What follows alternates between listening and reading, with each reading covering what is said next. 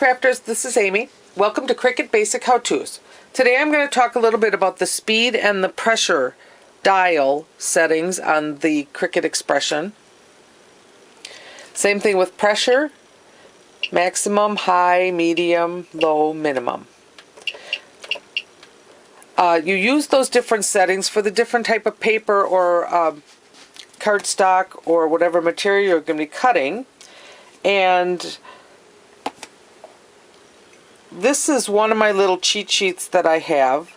So will have linked down below a cheat sheet PDF. It'll have more on it than this on how to set these dials for the different materials, and it does make a difference when you're cutting. So that is the speed and pressure dials.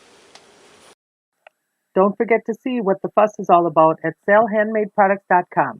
Thanks for watching and have a great day.